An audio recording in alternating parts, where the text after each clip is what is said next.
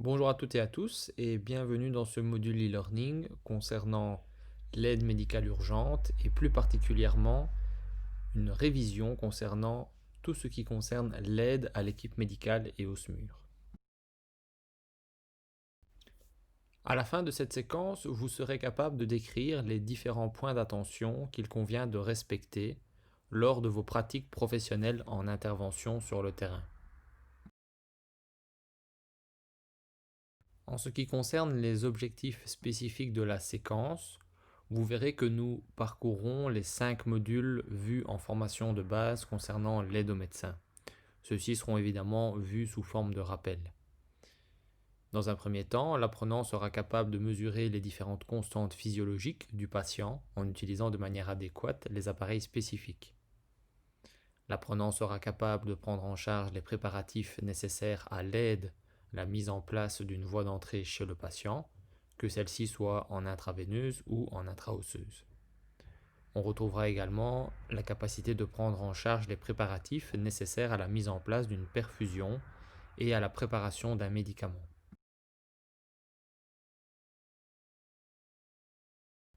Toujours en ce qui concerne les objectifs spécifiques, on aura l'occasion de revoir tout ce qui concerne le matériel nécessaire à l'oxygénothérapie d'un patient, également la prise en charge des préparatifs nécessaires à l'intubation d'un patient, également la prise en charge des différentes plaies, simples, graves, compliquées, hémorragiques, en utilisant de manière appropriée le matériel qui est mis à disposition. Vous serez également capable de connaître les prescriptions légales en vigueur, c'est-à-dire qu'on fera référence aux ordres permanents et aux procédures. Concernant les objectifs spécifiques, nous n'allons évidemment pas revoir toutes les procédures ni tous les ordres permanents. Ceci a été vu largement lors de la journée A d'un programme précédent. Néanmoins, afin de faire le lien, c'est-à-dire établir un fil rouge avec le contenu de votre formation, après chaque sous-chapitre voire technique, vous trouverez le numéro de l'ordre permanent et ou de la procédure correspondant. Ceci vous permettra de trouver l'information rapidement. En cas de doute ou d'oubli, vous pourrez ainsi retrouver une réponse. Nous vous rappelons également que les ordres permanents et les procédures font partie intégrante de votre métier de secouriste ambulancier, qu'ils sont la base légale de votre profession, que nul n'est censé ignorer la loi, que l'employeur doit mettre à disposition de chaque secouriste ambulancier ces fameux ordres permanents et procédures. Vous pouvez également retrouver les ordres permanents et procédures sur la plateforme Moodle de l'école.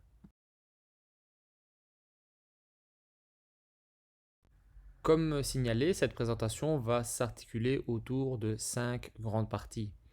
La première partie consistera à revoir tout ce qui concerne le paramétrage. On y détaillera le tensiomètre, le glucomètre ainsi que le monitoring défibrillateur. Dans un second temps, on verra tout ce qui concerne la préparation. Alors la préparation, on entend par là tout ce qui concerne les préparatifs liés à la mise en place d'une voie d'entrée, d'une perfusion ou encore la préparation d'un médicament injectable. On verra dans un troisième temps tout ce qui concerne l'oxygénothérapie, à savoir différents rappels concernant la bouteille d'oxygène, le pulsoxymètre, les différentes interfaces d'oxygénothérapie, le matériel d'inhalation, ainsi que la ventilation non invasive.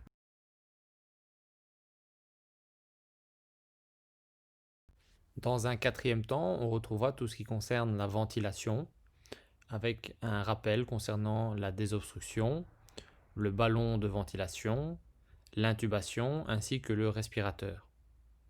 Enfin, en dernière partie de présentation, on verra tout ce qui concerne le rappel concernant les plaies et les pansements.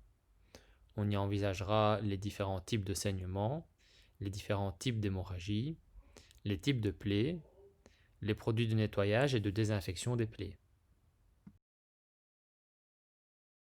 En remarque préalable, vous verrez que à travers les 5 parties, 5 modules de l'aide au médecin, on fera systématiquement référence aux ordres permanents et aux procédures qui y correspondent. Pour des soucis d'interactivité, on ne vous retapera pas ici dans le cours les ordres permanents et procédures. Par contre, dans votre espace de cours, vous allez pouvoir retrouver le document complet ordre permanent et procédures. Nous invitons vivement à le consulter et à le potasser. Celui-ci est la base légale des actes ambulanciers. En ce qui concerne donc ces ordres permanents et procédures, on ne les abordera pas en profondeur dans le cours.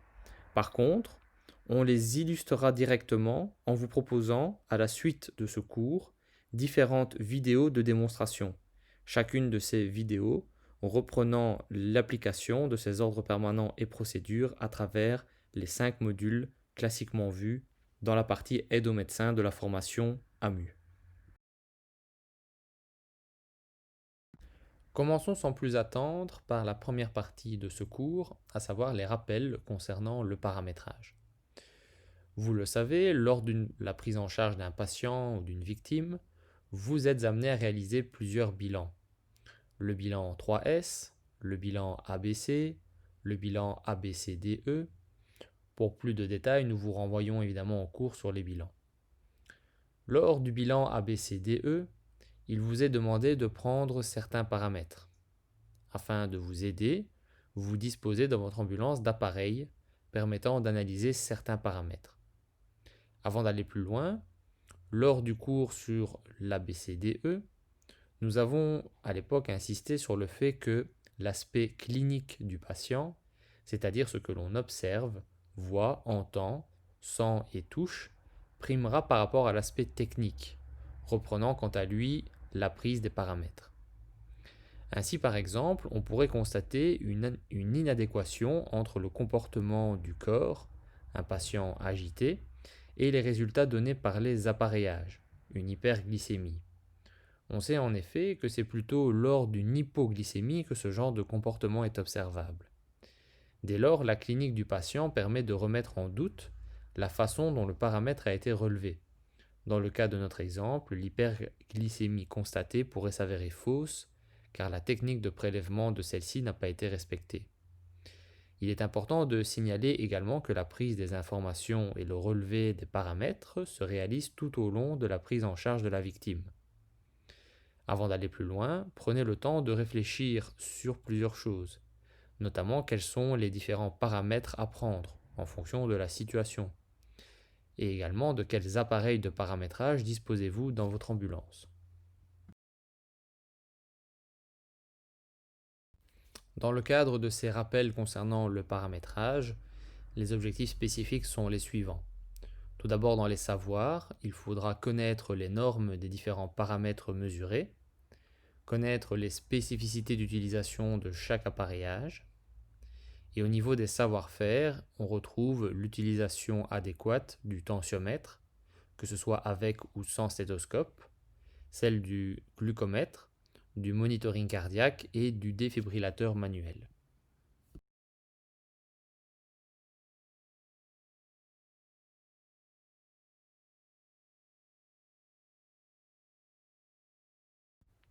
Le tensiomètre permet de prendre la tension artérielle, aussi appelée pression artérielle. Il s'agit de la pression exercée par le sang sur la paroi des artères. Elle peut se prendre soit à l'aide d'un brassard à tension et d'un stéthoscope, c'est-à-dire c'est une tension manuelle, ou encore à l'aide d'un appareil muni d'un brassard autogonflant. Et ça, il s'agit de la tension électronique. Lors de la prise de la tension, vous allez rechercher deux chiffres. Par exemple, une tension de 120 à 80 mm de mercure, le maxima étant la systolique et correspond au premier bruit, c'est-à-dire 120 mg de mercure, et le minima étant la diastole, qui correspond au dernier bruit, en l'occurrence ici 80 mm de mercure.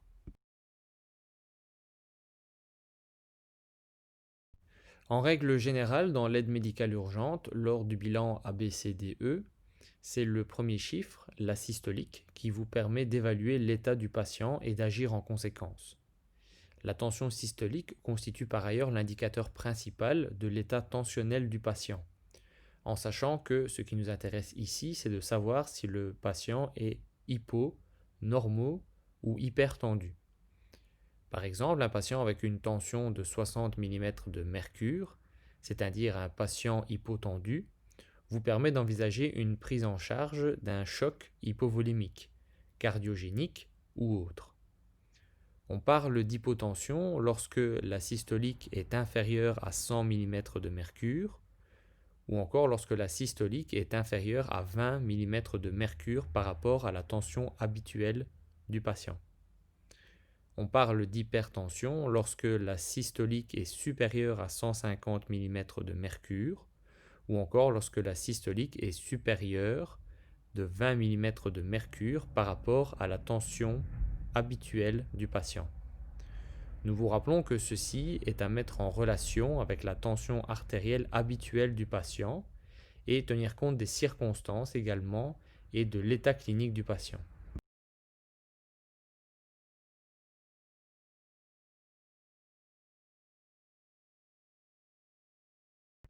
Vous trouvez ici à titre indicatif les normes pédiatriques. Vous pouvez remarquer que la tension artérielle est plus basse chez les enfants. Pour vous aider dans vos missions de secouriste ambulancier, inutile de retenir tous ces chiffres par cœur. Vous pouvez par exemple les recopier dans un aide-mémoire.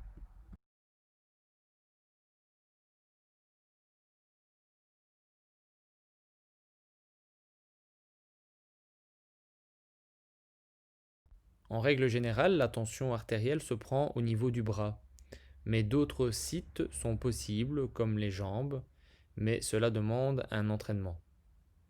Concernant la description de la technique de prise de la tension artérielle, nous vous renvoyons vers la procédure 12, mesurer la pression artérielle à l'aide d'un tensiomètre automatique, et également la procédure 13, mesurer la pression artérielle à l'aide d'un tensiomètre manuel.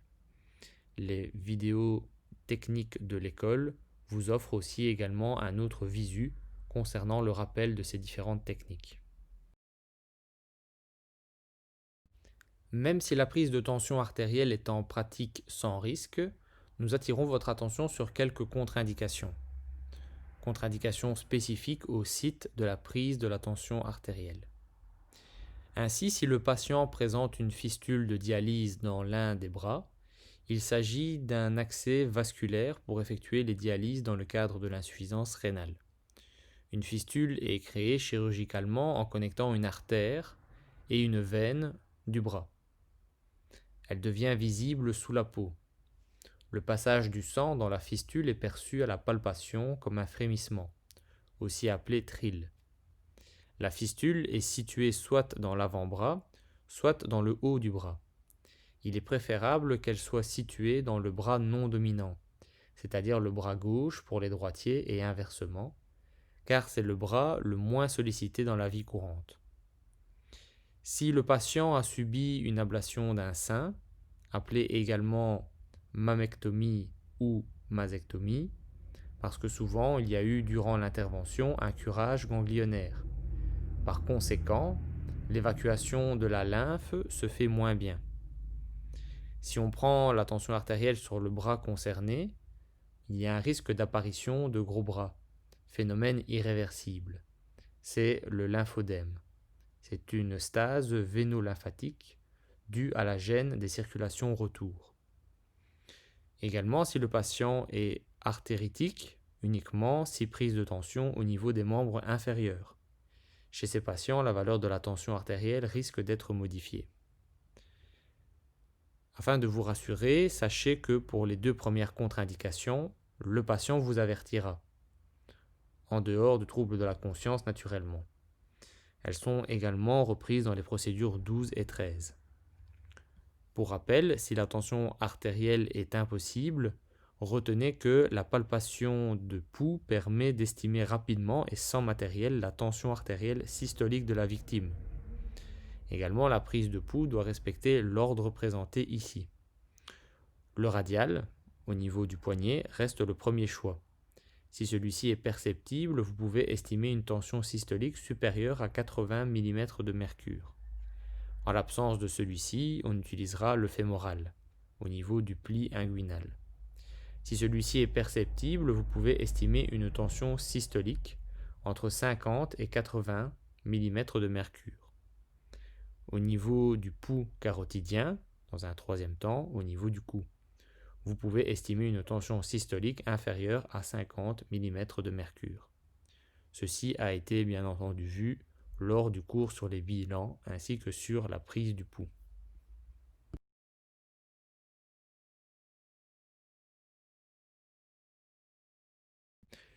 Remarquons que si la prise de la tension artérielle est impossible avec stéthoscope, car il y a trop de bruit ou qu'il n'y a tout simplement pas de stéthoscope, ou pour toute autre raison, il est toujours possible de mesurer la tension artérielle du patient sans stéthoscope.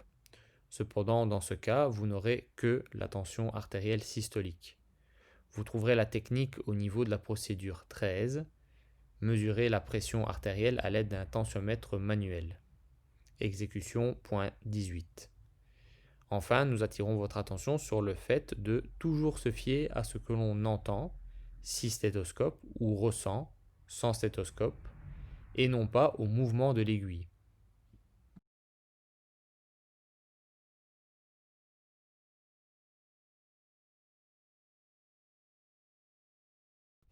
Autre paramètre faisant partie du bilan ABCDE, la prise de glycémie. Ce paramètre fait partie du D pour déficit neurologique. Pour rappel, dès qu'un trouble de l'état de conscience se manifeste, patient confus, agressif ou encore non coopératif, on peut avoir toutes les raisons de penser à un déficit ou à un excès au niveau cérébral, hypo ou hyper, ce qui peut être le cas du taux de sucre, appelé glycémie. Par définition, la glycémie est le taux de sucre circulant dans le sang. Elle s'exprime en milligrammes de sucre par décilitre de sang. Elle est prise par un appareil appelé glucomètre. La norme de la glycémie étant de 80 à 120 mg de sucre par décilitre de sang, on peut définir deux états anormaux. L'hypoglycémie se traduit par un manque de sucre dans le sang par rapport à la normale. Celle-ci sera inférieure à 80 mg de sucre par décilitre de sang. L'hyperglycémie traduit quant à elle une augmentation anormale de sucre dans le sang, supérieure cette fois-ci à 120 mg de sucre par décilitre de sang. Attention, ici de nouveau, la clinique prime par rapport aux résultats obtenus. Par exemple, si on prend une glycémie après que le patient ait mangé, en fonction de l'heure et la nature du repas, il n'y aura rien d'étonnant à observer une glycémie élevée sans pour autant conclure à un état d'hyperglycémie.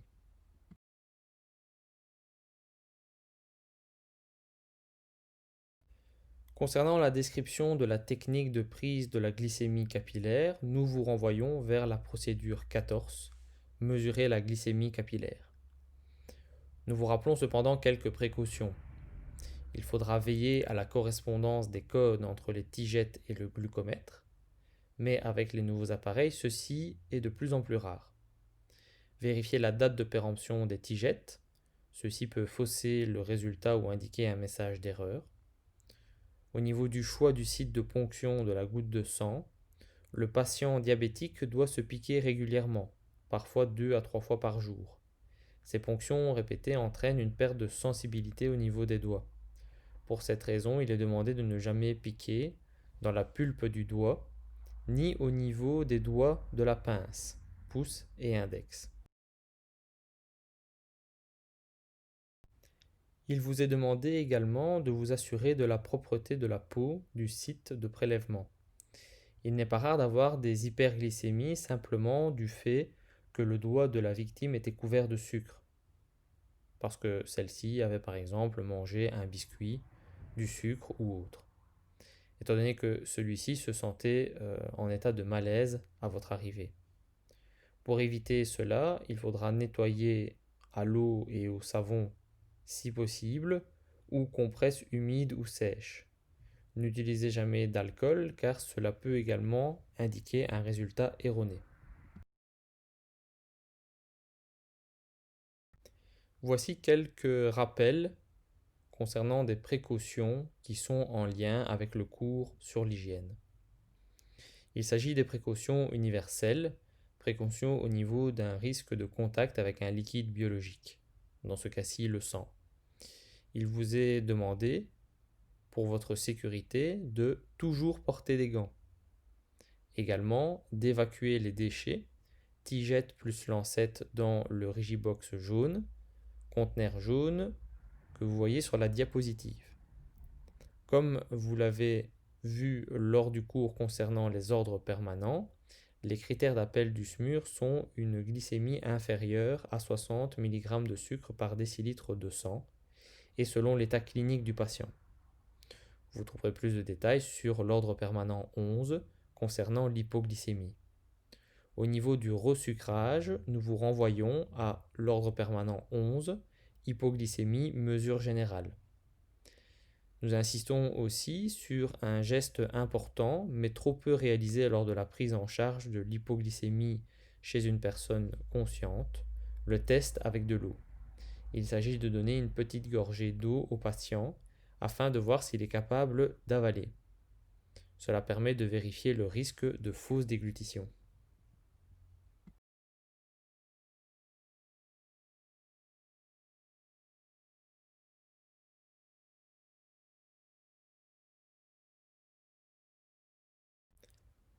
Abordons à présent le monitoring défibrillateur. Cet appareil se trouve principalement dans les SMUR et les PIT. Il existe plusieurs fabricants de ce type d'appareil. Vous pourriez donc rencontrer des différences au niveau de l'ergonomie, de la manipulation et autres.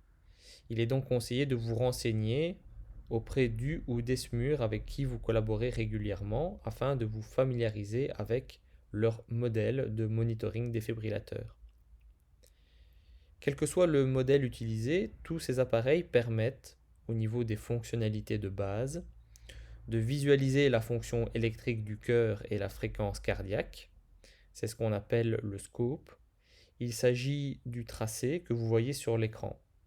Tracé qui permet à l'équipe médicale de poser un diagnostic d'une pathologie cardiaque. Le modèle permet également de faire un ECG, c'est-à-dire de visualiser l'activité électrique du cœur. Possible aussi d'imprimer cette activité électrique sur papier millimétré.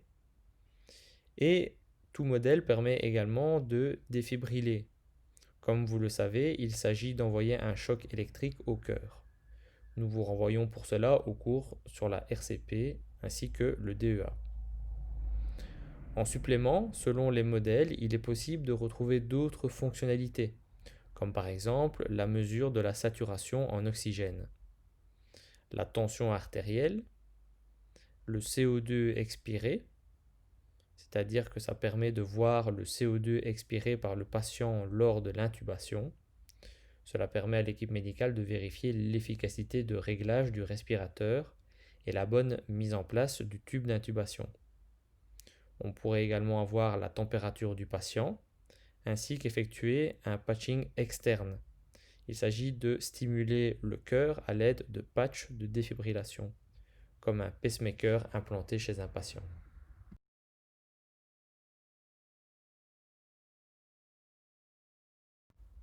Au niveau du monitoring cardiaque, il est possible de réaliser un monitoring simple en 4 dérivations ou 5, ou encore un monitoring complet, c'est-à-dire les 4 dérivations de base plus les 6 complémentaires, afin de réaliser un électrocardiogramme. 12 dérivations afin de visualiser 12 images entre guillemets du cœur, différentes sur un tracé papier. Au niveau du rôle du secouriste ambulancier concernant l'utilisation et la manipulation du monitoring défibrillateur, nous vous renvoyons à la procédure 21, utilisation d'un monitoring cardiaque. Il est demandé au secouriste ambulancier de savoir placer les 4 électrodes précordiales, c'est-à-dire la rouge, la noire, la jaune et la verte. Le placement sera vu en détail dans la procédure 21. Concernant la défibrillation, rappel et quelques conseils. Ne jamais superposer les patchs de défibrillation et les électrodes. Veillez à ne pas couper les câbles de monitoring lors de la découpe des vêtements. Si déclenchement d'une alarme, bien vérifier les connexions des câbles avant d'interpréter les résultats. Exemple, électrode débranchée. Et comme à chaque fois, toujours se fier à l'état clinique du patient avant de s'alarmer. Au niveau du rôle de secouriste ambulancier concernant l'utilisation et la manipulation du monitoring défibrillateur, nous vous renvoyons à la procédure 22 intitulée Utiliser un défibrillateur.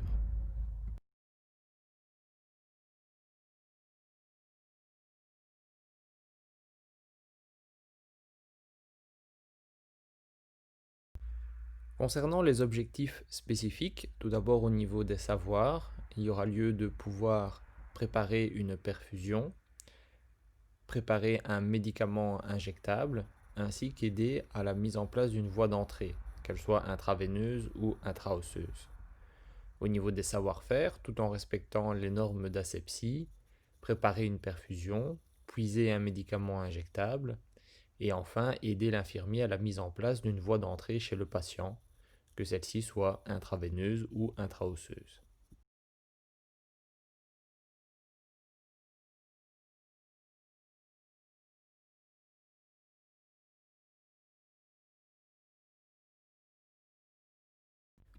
Au niveau contenant, il en existe de plusieurs types: souple, rigide et semi-rigide.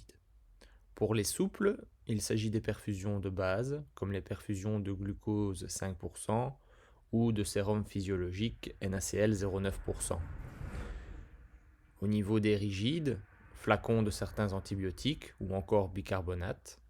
Et pour les semi-rigides, on peut donner l'exemple du paracétamol 1 g. Il est important de souligner que pour les deux derniers types de contenants, il vous sera demandé d'ouvrir ce qu'on appelle l'arrivée d'air. Celle-ci se trouve au-dessus de la chambre compte-gouttes. Voir procédure 29, exécution, point 11.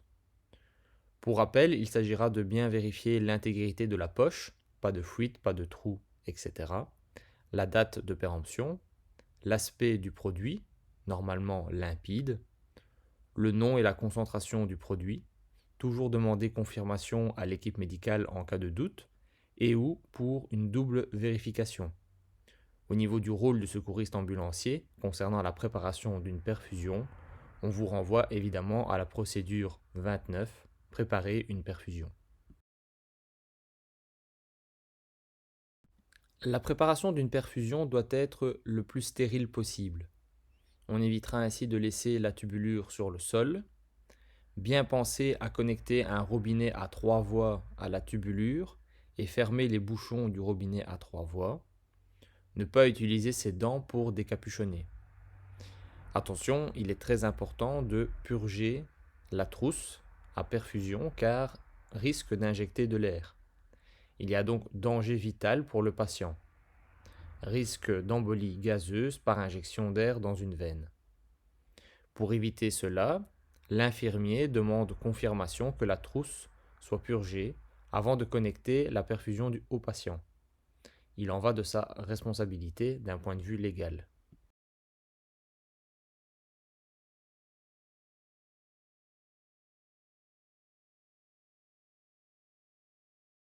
En ce qui concerne la préparation d'un médicament injectable, la première règle, mais qui reste de toute façon valable pour toute technique, est de ne pas oublier l'hygiène des mains.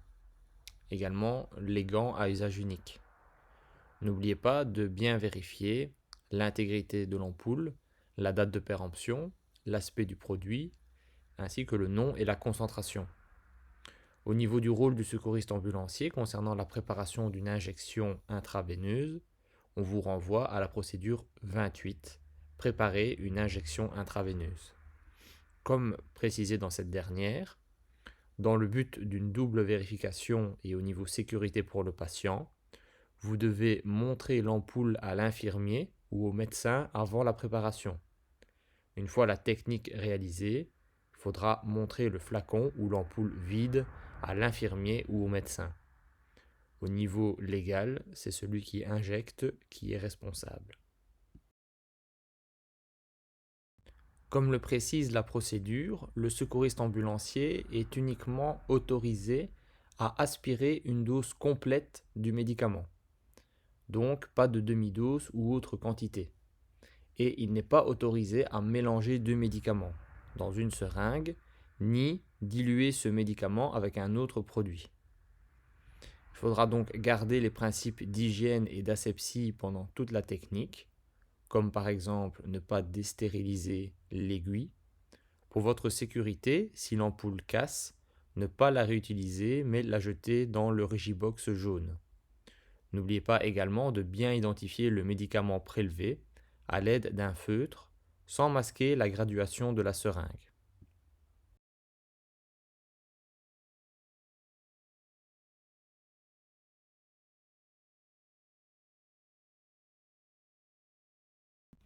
En ce qui concerne à présent la mise en place d'une voie d'entrée par cathéter périphérique, n'oubliez toujours pas la règle d'application pour toute technique, à savoir l'hygiène des mains et le port de gants à usage unique. Pour la voie intraveineuse, il existe différents diamètres de cathéter. Ce diamètre est exprimé en gauge.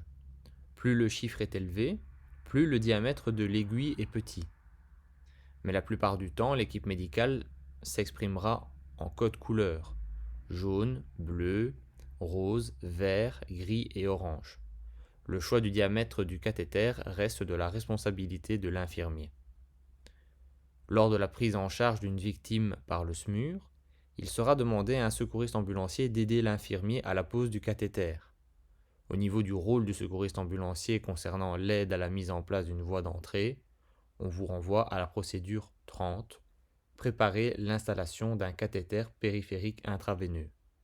À cette procédure se rajoute la procédure 29, préparer une perfusion vue juste avant.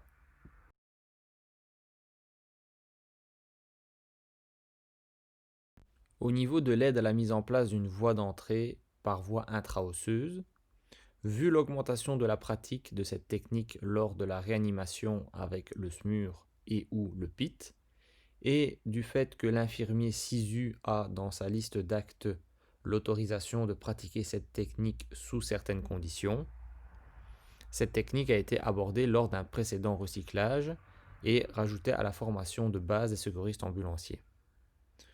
Au niveau du matériel, celui-ci se trouve dans le SMUR ou le PIT.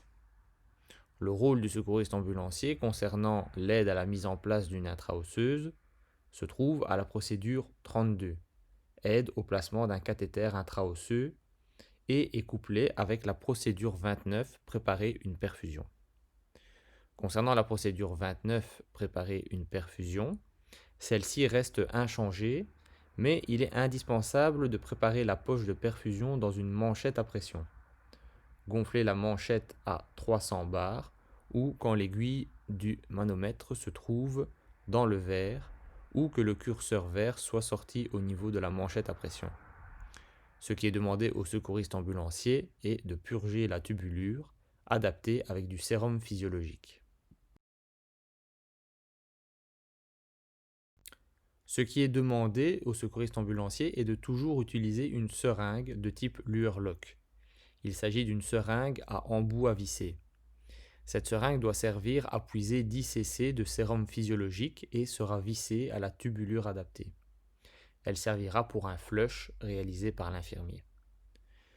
Comme pour la voie IV, plusieurs tailles d'aiguilles selon la corpulence. Ce choix dépendra de la profondeur des tissus mous, de la visualisation du repère après insertion dans la peau, de situations spéciales telles que des tissus mous excessifs, une masse excessive ou encore des œdèmes.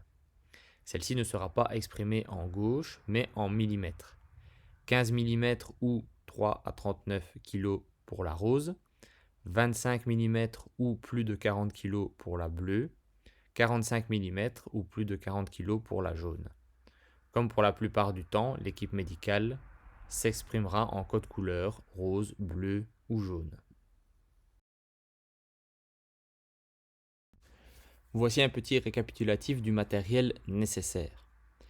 NaCl 0,9% avec trousse et robinet à 3 voies, manchette à pression, gants à usage unique, set de perfusion pour permettre la désinfection, alcool, seringue Luer-Lock avec une aiguille puiseuse, Mini Plasco de NaCl 0,9% de 10cc. Driver, pas de pile ni de batterie nécessaire, le driver est prévu pour un grand nombre d'utilisations. Attention, le driver n'est pas à usage unique, ne pas le jeter après utilisation. L'aiguille intra-osseuse adaptée, le choix est réalisé pour rappel par l'infirmier. Pansement pour stabiliser spécifique à l'intra-osseuse. Attention, pansement à placer avant de connecter la tubulure. Le flacon de chat pour les mains, le conteneur à aiguille, un bassin réuniforme. N'oubliez pas le bracelet avec l'heure du placement. Au niveau des différents sites d'injection, il est possible à plusieurs niveaux.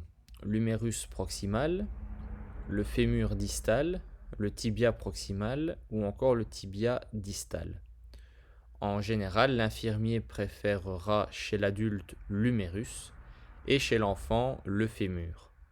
Ce choix reste évidemment de la responsabilité de l'infirmier sisu.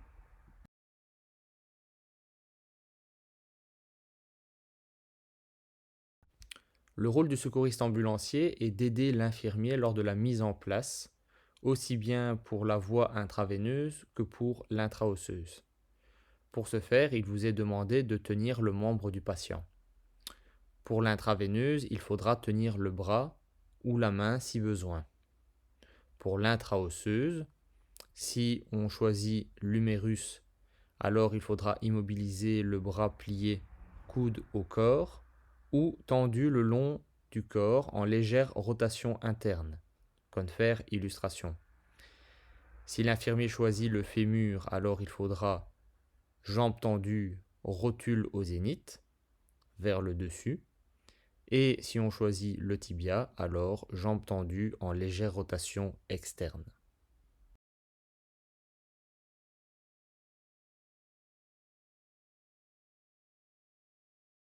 La voie intraosseuse est une voie très fragile, surtout au niveau de la jonction entre l'aiguille et le membre du patient. Souvent placée en dernier recours lorsqu'une voie périphérique est impossible ou trop longue à mettre en place vu l'urgence vitale, comme par exemple lors d'une réanimation cardio-pulmonaire, il vous est demandé une grande prudence lors des manipulations et du transport du patient. Attention particulière lors d'une prise en charge d'un polytraumatisé. Si possible et en accord avec l'équipe médicale, il faudra éviter le matelas à dépression, car il y a un risque de compression, arrachement du cathéter. Utilisez de préférence la planche d'immobilisation pour une meilleure visibilité.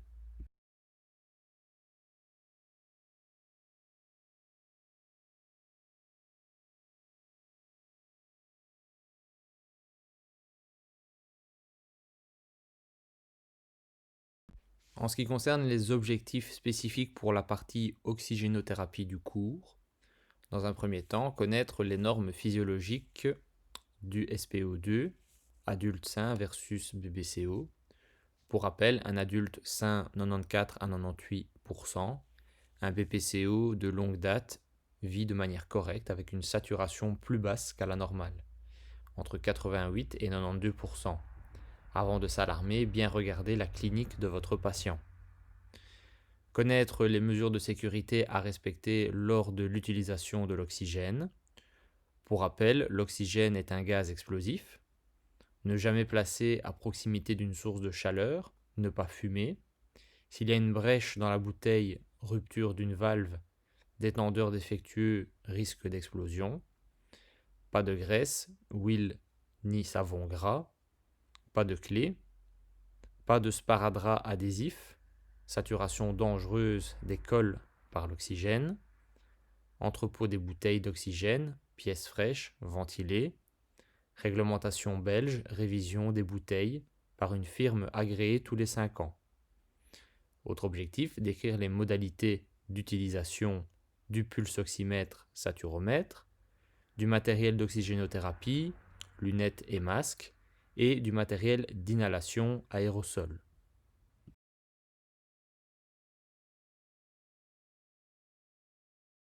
Au niveau des savoir-faire, utiliser la bouteille d'oxygène en respectant les consignes de sécurité, pouvoir calculer l'autonomie restante de la bouteille d'oxygène en fonction de l'interface d'oxygénothérapie choisie et utiliser de manière adéquate le pulsoxymètre, le matériel d'oxygénation, le matériel d'inhalation, le matériel de ventilation non invasive.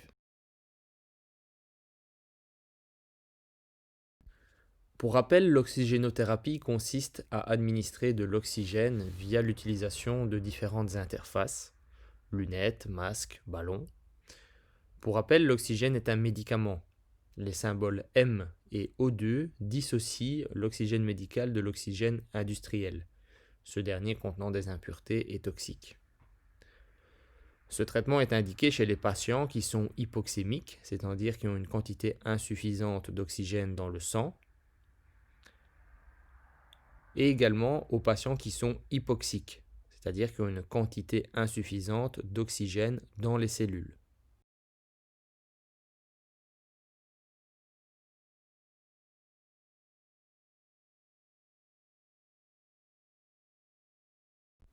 La bouteille d'oxygène est construite en acier. Elle permet le transport et l'administration d'oxygène. L'oxygène est comprimé à 200 bars, c'est-à-dire une pression de 200 kg au centimètre carré. La couleur de la bouteille définit la composition du gaz qu'elle contient, le blanc étant de l'oxygène. Comme cité précédemment, les symboles M et O2 dissocient l'oxygène médical de l'oxygène industriel. Il existe plusieurs tailles de bouteilles. Les plus courantes ont un volume de 2 à 20 litres. Comme par exemple, il existe les B2, B5, B10, compacts, 2, 5, 10, égale capacité en eau, 2 litres, 5 litres, etc. Pour faire le lien avec le cours sur les substances dangereuses, l'étiquette verte signifie qu'il s'agit d'un gaz inflammable non toxique. L'étiquette jaune signifie qu'il s'agit d'une matière comburante. Sur le côté de la bouteille, au niveau de l'ogive, gravé dans l'acier, on retrouve différentes informations. Le nom du propriétaire plus ses coordonnées, le mot oxygène, l'inscription PV pour poids de la bouteille à vide, l'inscription PE pour pression d'essai, l'inscription R pour date de réépreuve, l'inscription V pour volume intérieur et l'inscription PS pour la pression de service, qui est en fait le maximum de remplissage en usine. Certaines bouteilles, B compact, donnent des indications complémentaires, comme par exemple l'autonomie. Sur la première photo, on retrouve le débitmètre, qui est le nombre de litres par minute et qui peut aller de 0 à 15 litres. On retrouve aussi la connexion standard pour les lunettes, le masque ou le ballon, ainsi que pour la tubulure plastifiée. Sur la deuxième photo, on retrouve la connexion pour un raccord de respirateur artificiel. C'est appelé également raccord à 3 branches, prise 3 crans. Quelques précautions lors du transport en rappel. Ne jamais mettre la bouteille d'oxygène entre les jambes du patient, car risque de traumatisme important en cas de choc ou d'accident. De plus, si administration à haut débit et de longue durée, il y aura un risque de refroidissement de la bouteille d'oxygène, pouvant entraîner des lésions cutanées chez la victime. On utilisera de préférence le support prévu sur la bouteille, mais attention lors de passage de porte ou de mise du patient dans l'ambulance.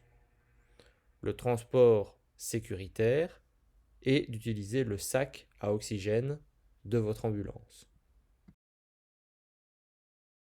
Concernant le calcul de l'autonomie d'une bouteille, l'autonomie d'une bouteille d'oxygène est de la responsabilité du secouriste ambulancier. Il doit être capable à tout moment de pouvoir la calculer. Ceci afin d'assurer un transport en toute sécurité du patient sous oxygène, lunettes ou masque ou respirateur, aussi bien lors d'un transport primaire ou secondaire. Voici la formule. Si l'utilisation de lunettes et de masques, volume fois la pression résiduelle de la bouteille, que l'on divise par le débit en litres minute, moins 10%, qui est en fait la marge de sécurité due aux pertes éventuelles.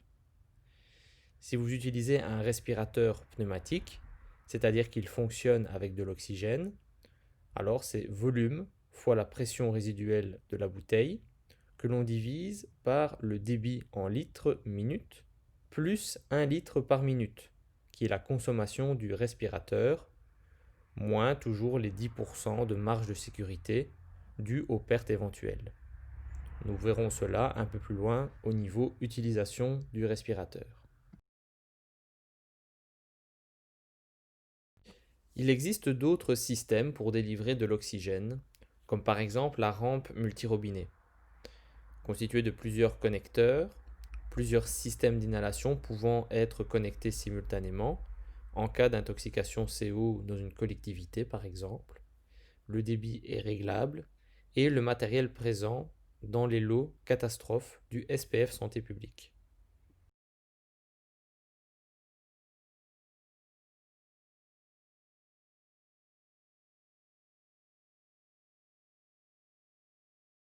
Le pulsoxymètre, appelé également saturomètre ou oxymètre de pouls, permet la mesure de la saturation en oxygène de l'hémoglobine au niveau des capillaires sanguins, la mesure de la saturation périphérique du sang en oxygène. Au niveau du capteur de doigt, il faut disposer la lumière rouge au niveau de l'ongle, moyen mnémotechnique rubis sur ongle. Comme indiqué sur la photo, il existe aussi bien des capteurs adultes que pédiatriques. Au niveau du rôle du secouriste ambulancier, concernant l'utilisation d'un saturomètre, on vous renvoie à la procédure numéro 3, utiliser un saturomètre.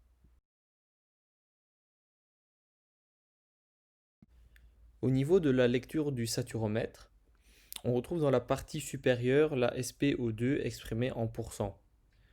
Pour rappel, la saturation en oxygène pour un adulte doit se trouver entre 94 et 98%, et entre 88 et 92% chez un patient BPCO. Au niveau de la partie inférieure, on retrouve la fréquence cardiaque, pulsations par minute. Pour rappel, les pulsations chez un adulte sont de 60 à 100 battements par minute et de 80 à 120 battements par minute chez un enfant. Mais cela peut varier selon l'âge de l'enfant.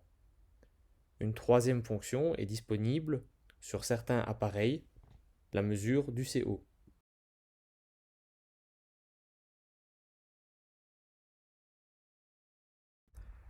Rappelons que bien que l'observation de la saturation en oxygène de la victime soit mesurée avec un saturomètre, il est fondamental de signaler que rien ne remplace l'observation de la clinique par l'ambulancier.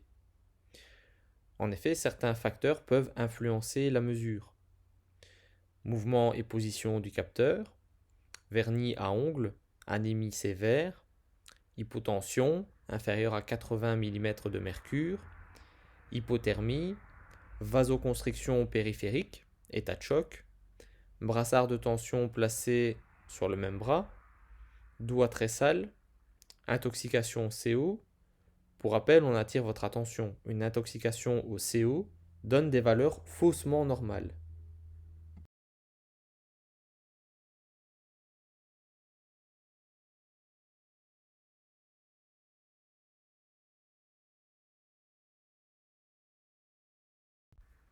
Comme évoqué précédemment, il existe différents moyens pour administrer de l'oxygène. Abordons dans un premier temps les lunettes à oxygène. Celles-ci sont indiquées pour des faibles débits d'oxygène. Maximum débit à 6 litres par minute. Au niveau de la procédure, on renseigne 0,5 à 4 litres par minute. La FiO2 par litre supplémentaire n'est pas mesurable médicalement. Déperdition au niveau des narines, configuration des cloisons nasales, position incorrecte de la lunette, etc. Il faudra demander au patient de se moucher avant, veiller au positionnement correct, surtout au niveau des ailes du nez, disposer l'extrémité des deux petits tuyaux en regard de l'orifice des narines, encoche prévue sur la minerve rigide. Au niveau du rôle du secouriste ambulancier, concernant les différents moyens pour administrer l'oxygène, on vous renvoie à la procédure 4, administrer de l'oxygène.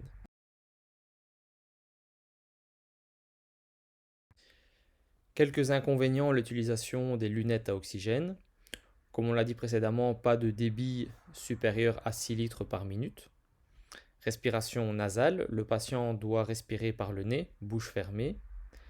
Assèchement des muqueuses via l'utilisation prolongée. Gêne au niveau des narines et tendance à se déplacer et donc réajustement nécessaire.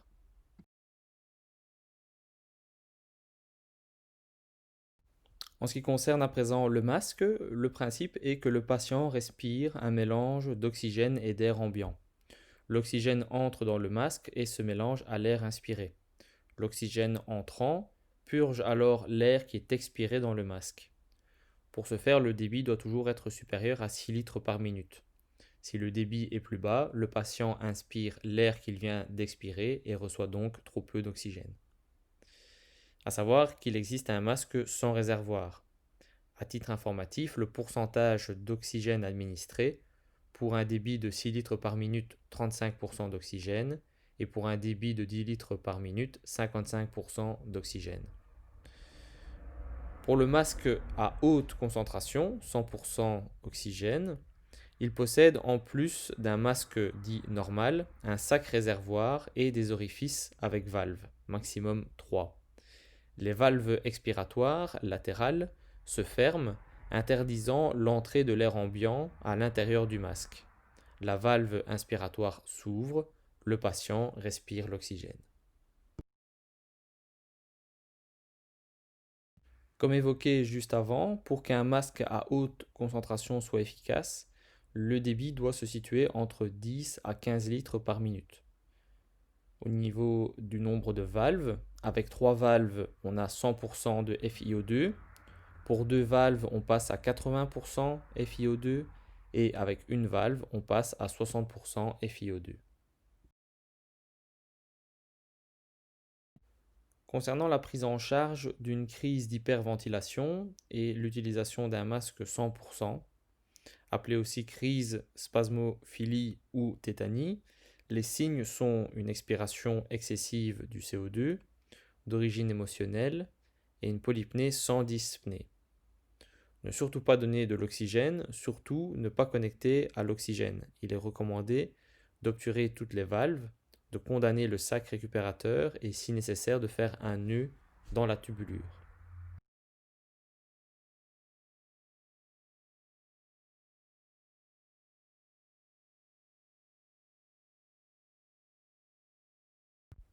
En ce qui concerne à présent le matériel d'inhalation ou masque aérosol, celui-ci permet l'administration de médicaments liquides sous forme de gouttelettes. Au niveau du rôle du secouriste ambulancier, concernant l'utilisation d'un masque aérosol, on vous renvoie à la procédure 24, administrer un aérosol. Il est important de savoir que le débit va de 5 à 9 litres par minute jusqu'à l'apparition d'une fumée, d'une pulvérisation. Il est également important de savoir qu'il est impossible, avec ce système, de calculer la FiO2. Voici un tableau récapitulatif des différents dispositifs d'oxygénation et d'aérosol thérapie disponibles dans l'ambulance. Tout d'abord les lunettes à oxygène pour une oxygénation d'intensité faible à moyenne de 1 à 6 litres par minute. Avec ce type d'interface, il est impossible d'estimer la FiO2 administrée au patient. Ensuite, le masque à haute concentration en oxygène pour une oxygénation d'intensité moyenne à élevée de 10 à 15 litres par minute. Avec ce type de masque, on peut estimer une FiO2 à 100% lorsque les 3 valves sont présentes, 80% s'il n'y a que 2 valves présentes et 60% si une seule valve est présente.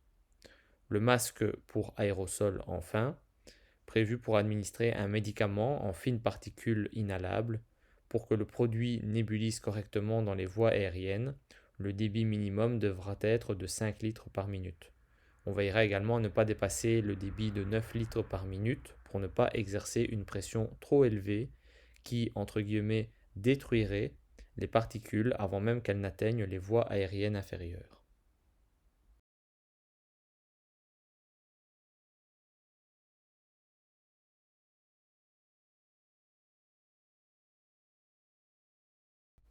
Abordons à présent la ventilation non invasive.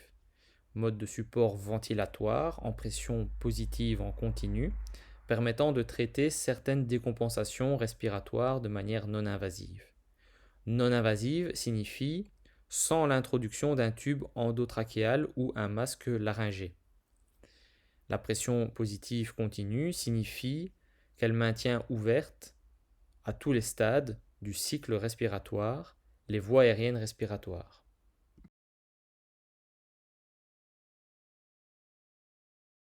La CPAP est une technique médicale utilisée pour assister la ventilation, c'est-à-dire que c'est un support pour assister la respiration spontanée. Décompensation respiratoire aiguë, BPCO, asthme, OAP, incapacité des poumons à assurer leur fonction d'oxygénation. Assistance mécanique et non invasive, sans intubation. Cette technique ne nécessite pas l'introduction d'un tube endotrachéal ou un masque laryngé. Sur prescription médicale, Confer ordre permanent 14, 15, 16 et procédure 4, 24, 25 et 49. Ce matériel se trouve uniquement dans le SMUR. Vous devez, en tant que secouriste ambulancier, être capable d'aider pour la mise en place du dispositif. Collaboration du patient, la pose du masque et le réglage des élastiques sont inconfortables et l'arrivée de l'oxygène amène une sensation d'étouffement.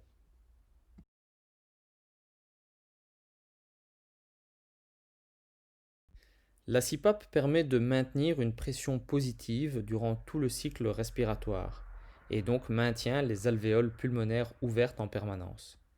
L'application d'une pression positive continue dans les voies aériennes supérieures empêche leur collapsus. Au niveau des indications, certaines pathologies respiratoires, BPCO, asthme, OAP, OAP pour rappel œdème aigu pulmonaire et BPCO pour rappel bronchopneumopathie chronique obstructive. Autre indication, si l'oxygénation classique est insuffisante voire inefficace, c'est-à-dire par lunettes, masque à haute concentration. Autre indication permet parfois d'éviter l'intubation. Cette alternative permet d'éviter les complications de l'intubation, voire de l'extubation.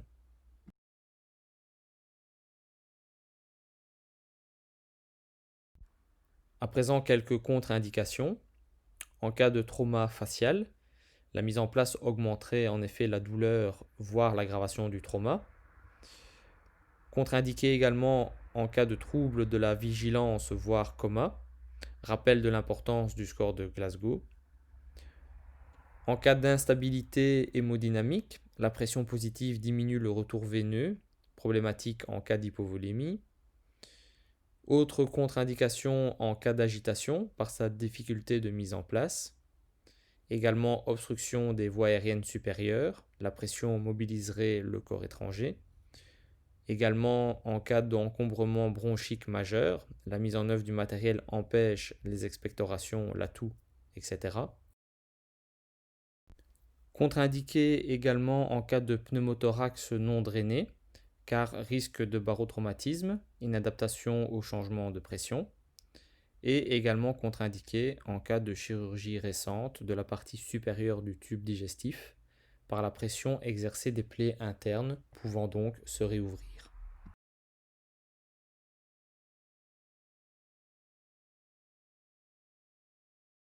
Au niveau du matériel spécifique, on retrouve un harnais qui permet la fixation du masque.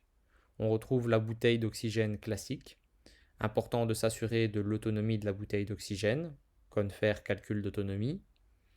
Le débitmètre, débit de 30 litres par minute. Obligation d'utiliser le débitmètre spécifique. La seringue de 10 ml qui sert à gonfler le coussinet du masque afin d'assurer l'étanchéité maximale. Il existe différentes tailles de masques, comme on peut le voir sur la dia suivante. Et enfin le manomètre, prise de la mesure identique par rapport à un masque à oxygène.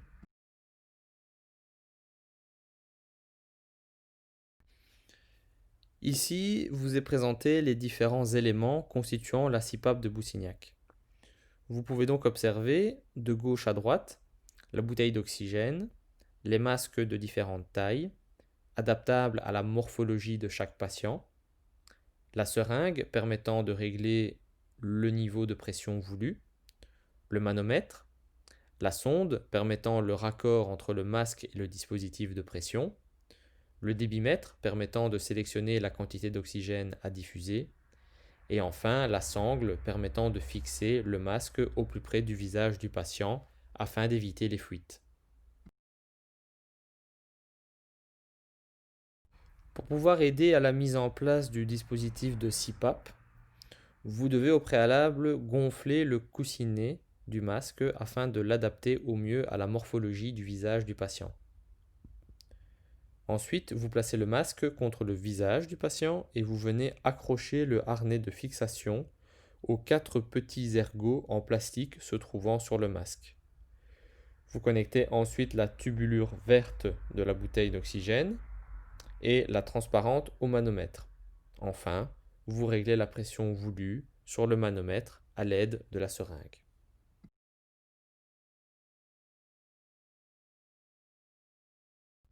Il est également possible d'effectuer un aérosol. Cela nécessite le rajout d'une pièce, entre guillemets T, ou kit aérosol.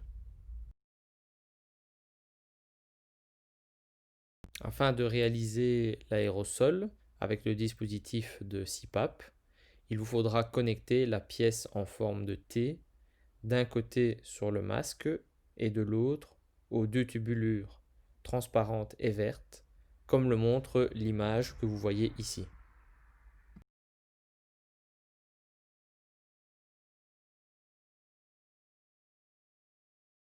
Il est important de rappeler que la ventilation non invasive est toujours une prescription médicale.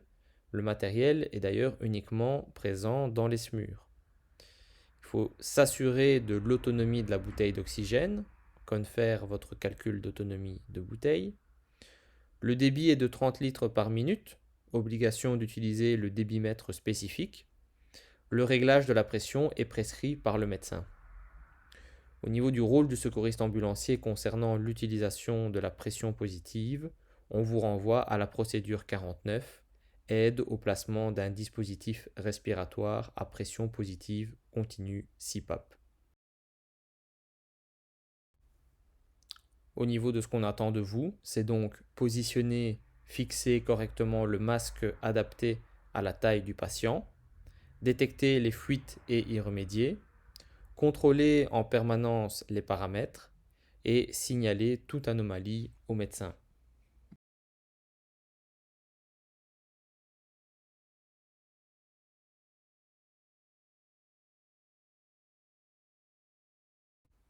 Au niveau des rappels concernant la ventilation, on réabordera la canule de Guédel, le ballon de ventilation, le rôle du secouriste ambulancier dans l'intubation d'un patient, les différents tubes endotrachéaux, les méthodes de fixation, les types de laryngoscope, la manœuvre de Selig, le fonctionnement du respirateur, le calcul de l'autonomie d'une bouteille oxygène avec respirateur.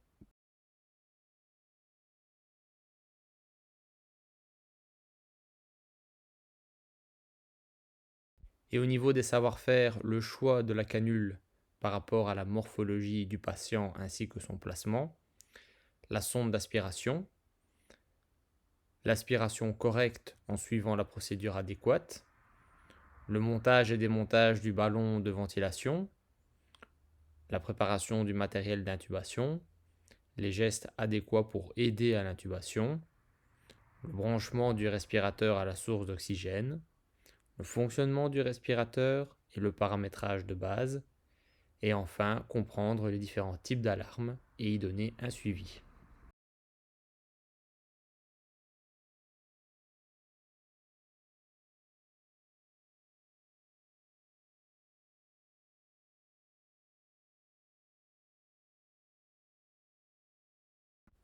Les causes d'une obstruction sont multiples. Soit un problème au niveau des voies respiratoires, comme par exemple un œdème qui bloque le passage de l'air dans les voies aériennes, ou encore la présence d'un corps étranger, empêchant l'air de pénétrer. Les objectifs de la désobstruction sont de dégager les voies respiratoires afin de permettre la réoxygénation correcte. On vous présente ici l'organigramme de la désobstruction. Tant que le patient respire de manière spontanée et normale, on encourage seulement à tousser. Ne pas introduire de manière aveugle les doigts dans les voies respiratoires car cela peut aggraver l'obstruction. Si la toux est absente ou inefficace, cela signifie que le corps étranger obstrue complètement les voies respiratoires. À ce moment-là, 2 cas de figure.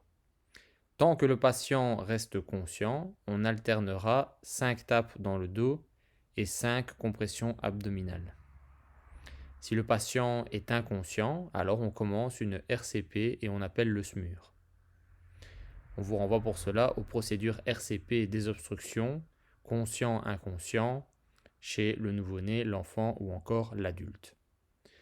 Au niveau du rôle du secouriste ambulancier concernant la désobstruction, on vous renvoie à la procédure 8, dégager les voies aériennes lors d'une fausse déglutition. Chez le bébé ou l'enfant, il faut penser à une obstruction des voies aériennes par un corps étranger dans les cas suivants. Épisode devant témoin, toux ou suffocation, événement brutal, histoire récente de jeu avec des petits objets, histoire récente d'ingestion de petits aliments. La toux est considérée comme efficace lorsque l'enfant a une toux qui est audible, une capacité d'inspirer avant la toux et est conscient. La toux est considérée comme inefficace lorsque l'enfant est incapable d'émettre des sons, la toux est silencieuse, incapable de respirer ou est en état de cyanose. On a une altération progressive de la conscience pouvant aller à l'inconscience. Bien sûr, lorsque vous serez appelé sur une toux inefficace, il est probable que l'enfant soit inconscient à votre arrivée et nécessitera donc une RCP plus l'appel du SMUR. Ne jamais tenter d'extraire un corps étranger à l'aveugle, avec votre petit doigt, au risque d'accentuer l'obstruction. Le matériel nécessaire à la désobstruction est le suivant. Tout d'abord la canule de Guédel, qui est appelée également canule de Maillot, la pompe d'aspiration ou encore la sonde d'aspiration.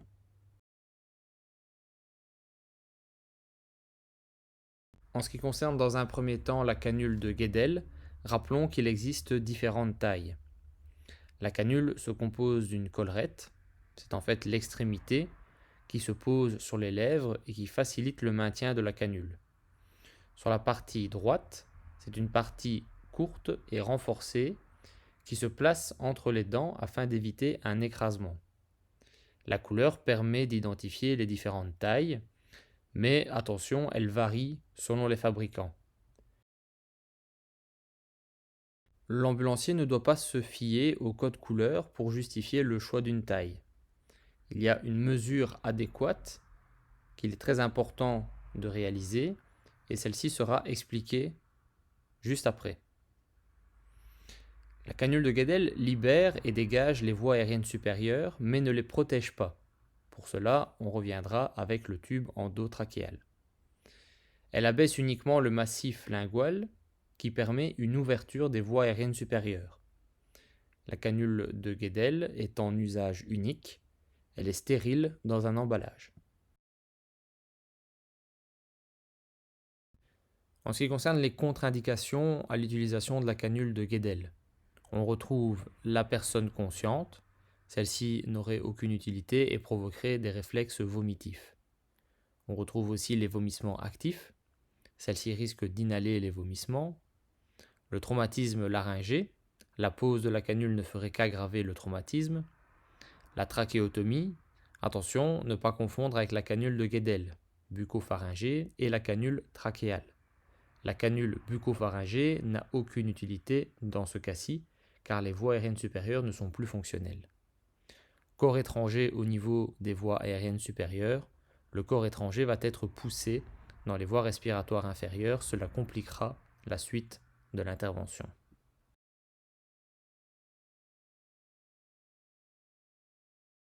Au niveau du rôle du secouriste ambulancier concernant la mise en place de la canule de Guédel, on vous renvoie à la procédure numéro 6, placer une canule de maillot. Pour la mesure de la taille adaptée, on choisira la distance entre l'incisive et l'angle de la mâchoire. Si absence d'incisive, on se repérera au milieu des deux narines. La mesure est prise dans le sens où la canule de Guédel sera placée. Elle est standardisée chez l'adulte et l'enfant.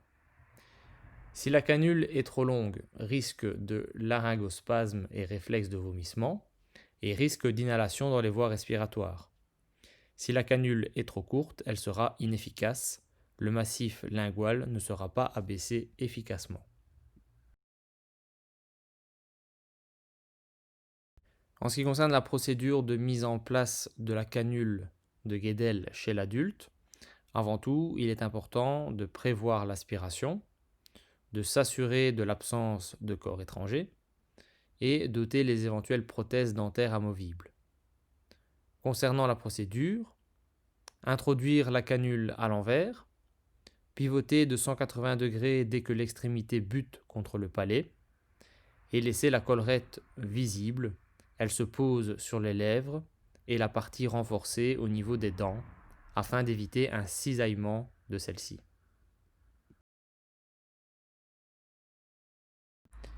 Chez l'enfant, des vérifications sont aussi de rigueur, comme chez l'adulte. Prévoir l'aspiration, s'assurer l'absence de corps étranger. Au niveau du placement, l'introduction se fait directement à l'endroit.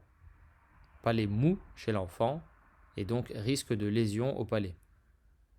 Il faut utiliser un abaisse-langue en appuyant sur la langue. La collerette est toujours visible comme chez l'adulte. L'utilisation de la pompe et de la sonde d'aspiration permet d'aspirer les différentes sécrétions, vomissures, sang, etc., selon la viscosité du liquide. Il en existe de deux types, manuel et électrique. Au niveau du rôle du secouriste ambulancier, concernant l'utilisation d'un aspirateur et la procédure d'aspiration, on vous renvoie à la procédure numéro 1, aspirer les voies aériennes supérieures chez un patient sans voie respiratoire artificielle. La sonde d'aspiration existe en différents diamètres. Elle s'identifie par CH, charnière. Plus le chiffre est élevé et plus le diamètre est grand. Au niveau de la procédure d'utilisation de la sonde d'aspiration, port de gants à usage unique, respect des règles d'hygiène lors des manipulations, prévoir un gobelet d'eau pour rincer entre deux aspirations, mesure de la longueur de sonde adéquate, connexion de la sonde, crevette si nécessaire, clamper la sonde ou obturer la crevette. Certaines sondes ont un clapet de contrôle si vous ne devez rajouter une crevette. C'est une pièce qui est munie d'un clapet de contrôle. Elle se place entre la sonde et la connexion de la tubulure de l'aspiration. Introduire la sonde dans la cavité buccale sans obturer le clapet de contrôle, sans aspirer, aspirer en remontant par mouvement circulaire. Quelques précautions d'utilisation de la sonde d'aspiration. Ne pas introduire la sonde en aspirant, sinon risque de micro-lésions au niveau des muqueuses buccales. Si réflexe de vomissement, cesser l'aspiration et remonter la sonde. Bien vérifier si la sonde n'est pas trop enfoncée. Ne jamais aspirer un patient ayant subi un traumatisme facial, aggravation du traumatisme. Ne pas aspirer dans une plaie, c'est douloureux et vous créez des lésions, ce qui accentuera le saignement. Rincer la sonde dès que nécessaire. La sonde s'obstrue facilement selon la viscosité des liquides, d'où l'importance de prévoir un gobelet d'eau pour rincer entre deux aspirations. Éliminer la tubulure et la sonde d'aspiration après utilisation, ainsi que le sac récolteur. On utilise de plus en plus du matériel à usage unique.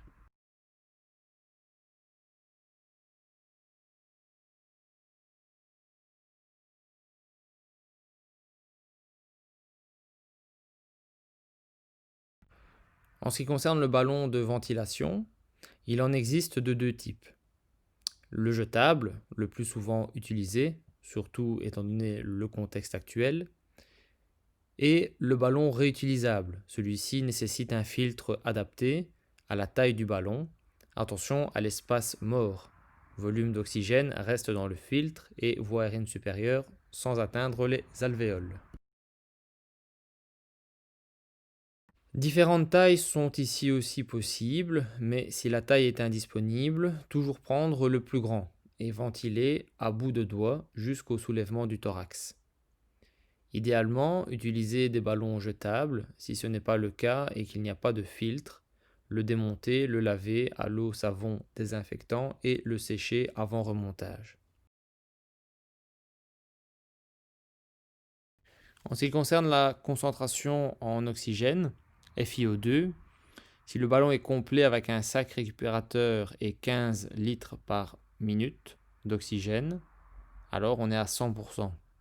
Sans le sac récupérateur et 15 litres d'oxygène, 80%. Sans sac récupérateur et 10 litres d'oxygène, 60%. Et sans sac récupérateur et sans oxygène, 21%. En ce qui concerne le ballon de ventilation réutilisable, il faut, pour rappel, laver toutes les pièces à l'eau chaude avec une solution savonneuse ou un détergent légèrement alcalin. Puis on les rince sous l'eau chaude pour éliminer les résidus. N'utilisez pas de brosse dure, de produits abrasifs ou autres matériaux pouvant endommager les surfaces. Au niveau du contrôle du fonctionnement du ballon, tout d'abord la valve d'admission. Raccordez la valve d'admission et la valve patient avec le ballon d'insufflation. Comprimez le ballon d'insufflation d'une main avant de relâcher la poignée. Si le ballon se remplit alors rapidement, la circulation de l'air fonctionne correctement. Obturez maintenant la valve patient avec le pouce avant de tenter de comprimer le ballon. Si une pression modérée ne suffit pas à comprimer le ballon, la valve empêche efficacement le reflux de l'air. Pour tester le fonctionnement du raccord d'oxygène, celui-ci est automatiquement contrôlé en même temps que le réservoir d'oxygène. Ensuite, pour la valve patient, on raccorde la valve d'admission et la valve patient avec le ballon d'insufflation. On comprime à plusieurs reprises le ballon d'insufflation. Lors de la compression du ballon à la main, le volume correspondant s'écoule distinctement de façon sensible et audible, quelle que soit la position de la valve de sécurité, dans l'autre main tenant la valve patient. Et enfin, pour la valve de surpression, raccordez la valve d'admission et la valve patient avec le ballon d'insufflation. Côté patient, obstruez maintenant la valve patient à l'aide du pouce, tout en comprimant plusieurs fois le ballon d'insufflation. La valve de surpression doit se déclencher à chaque compression de manière audible et visible si elle est activée. Petite astuce lors du démontage, scindez en deux zones afin de faciliter le remontage. Bien laisser les joints jaunes à proximité des embouts correspondants pour ne pas risquer de les mélanger entre eux. Pour rappel, il y a 3 valves d'admission d'oxygène et 2 valves patient. On voit ici les 3 valves admission d'oxygène. Elles permettent de faire la connexion entre le ballon et le sac récupérateur, l'arrivée de l'oxygène. La première a une forme circulaire, les deux autres sont rondes et ont un mini appendice. Lors du remontage, il convient de bien veiller à replacer le petit appendice dans le trou correspondant. Bien faire attention également à ne pas se tromper dans le sens de remontage des petits appendices, l'un à l'intérieur, l'autre tourné vers l'extérieur.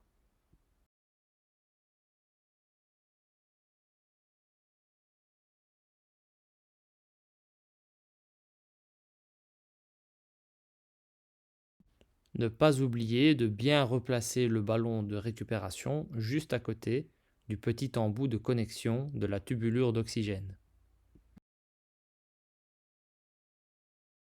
En ce qui concerne les deux valves qui se situent côté patient, pour faire la connexion entre le masque ou le tube endotrachéal et le ballon. La première a une forme de bec. Elle permet lors de la compression du ballon que le bec s'ouvre et lors de la décompression, elle se ferme pour faire un anti-retour. Et le deuxième est une circulaire.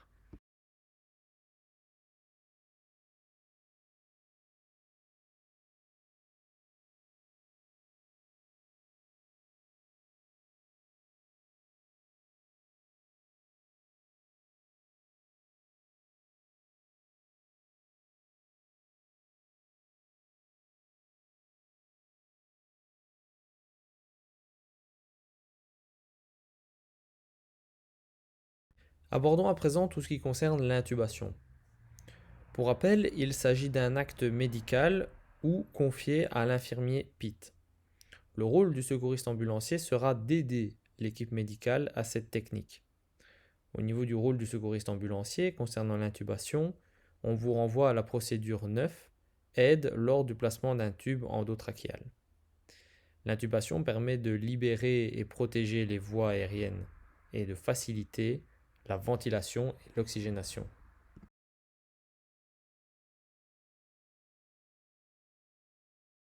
Afin d'aider l'équipe médicale, le secouriste ambulancier doit être capable de réunir tout le matériel nécessaire pour l'intubation et vérifier le bon fonctionnement de ce matériel. Il nous faut une pompe et une sonde d'aspiration afin d'aspirer les sécrétions éventuelles, sang, vomissements, etc. Une bouteille d'oxygène, le ballon de ventilation plus le filtre, absence de filtre si ballon à usage unique, la canule de Guedel ou maillot.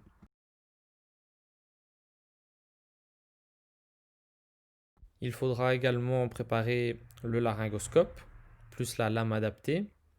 Pour rappel, il existe différentes tailles, le choix est fait par le médecin.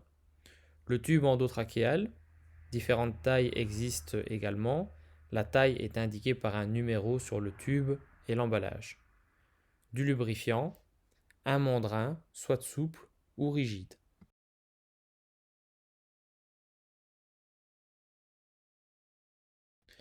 Pour finir, il nous faudra également une pince de Magil, soit pour retirer le corps étranger, soit pour aider le médecin à introduire le tube endotrachéal, un stéthoscope pour vérifier la mise en place du tube endotrachéal afin d'assurer une bonne ventilation et vérifier que celui-ci ne se trouve pas dans l'estomac, une seringue de 10 ml afin de gonfler le ballonnet et un système de fixation. Différents systèmes existent à voir avec le SMUR. Il existe différents types de tubes endotrachéales, avec ballonnet, généralement tube pour adultes, ou sans ballonnet, généralement de petite taille, pour l'intubation pédiatrique.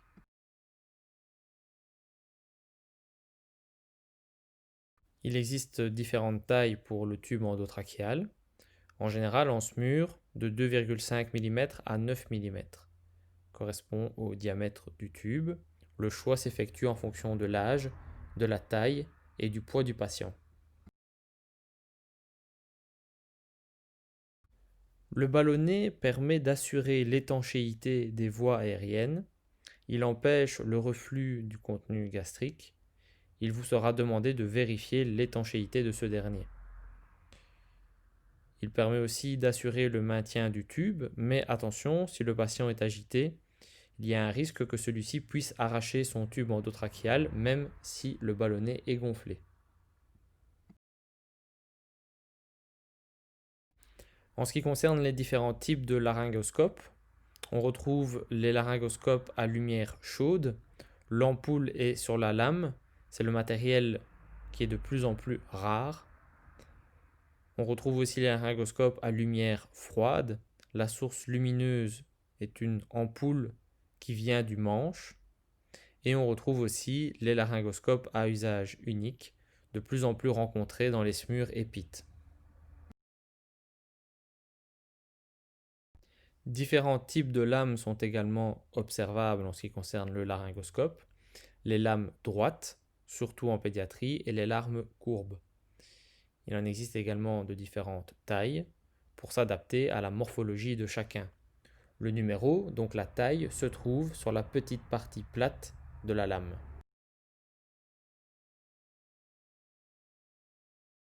Le secouriste ambulancier doit être capable de vérifier le fonctionnement du laryngoscope. 3 causes de panne du laryngoscope sont possibles: défectuosité des piles, défectuosité de l'ampoule ou encore oxydation du contacteur, faux contact. Ces pannes dépendent du type d'appareil utilisé, plus rares sur le matériel à usage unique. Pour rappel, la manœuvre de Selick est une manœuvre réalisée par le secouriste ambulancier. Elle n'est pas systématique, elle est réalisée à la demande du médecin. Il s'agit d'une compression manuelle du cartilage cricoïde, confère la photo que vous voyez ici. Cela permet de prévenir le risque de reflux du contenu gastrique, ainsi qu'une meilleure visualisation de la glotte et des cordes vocales. Ceci permet de faciliter l'intubation. Comme remarque, il est important de maintenir cette manœuvre jusqu'à ce que le ballonnet soit gonflé ou à la demande du médecin. En ce qui concerne à présent le contrôle du positionnement du tube endotrachéal, l'équipe médicale vérifie si celui-ci est correctement positionné, c'est-à-dire qu'il se situe bien dans la trachée et non dans l'œsophage, et qu'il soit suffisamment enfoncé mais pas trop. Éviter qu'il se trouve dans un des poumons, ventilation pulmonaire bilatérale. Cette vérification se fait avec le stéthoscope. On dépose le stéthoscope à 3 endroits, voire 5. Si 3 endroits au niveau de l'estomac, du poumon gauche et du poumon droit, et si en 5 au niveau de l'estomac, du poumon gauche supérieur et inférieur et du poumon droit supérieur et inférieur également. Rappel, cette vérification est uniquement de la compétence du SMUR ou du PIT.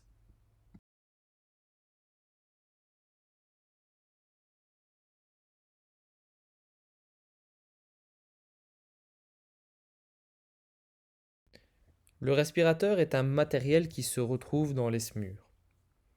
Il existe différents modèles, mais en général, ils possèdent tous les mêmes fonctions. Ils fonctionnent par un système pneumatique, c'est-à-dire qu'ils utilisent l'oxygène de la bouteille d'oxygène pour fonctionner. Il est important de le prendre en considération dans le calcul d'autonomie, qui vont être expliqués dans les diapositives suivantes. On retrouve généralement sur un respirateur un bouton on-off, une tubulure patient, raccord tube endotrachéal, permet l'arrivée de l'oxygène au patient. Un raccord oxygène permet d'une part d'administrer l'oxygène au patient, mais aussi de faire fonctionner le respirateur. On retrouve également le air mix, no air mix. Air mix, c'est-à-dire que le patient reçoit un mélange d'oxygène et d'air extérieur en fonction du type d'appareil, 50%, 50% ou alors 60%, 40%. On retrouve aussi le stop alarme, le manomètre qui permet de vérifier les surpressions avec un risque de barotraumatisme et de dysfonctionnement, le réglage pression pour éviter les barotraumatismes, le réglage fréquence et le réglage volume. Tous ces réglages sont réalisés et sous la responsabilité de l'équipe du SMUR.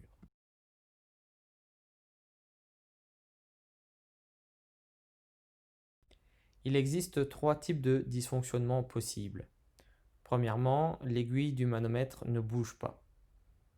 Les causes explicatives: pas de connexion à l'oxygène, déconnexion au niveau du raccord, bouteille d'oxygène fermée, bouteille d'oxygène vide. Deuxième dysfonctionnement possible, le manomètre indique une dépression.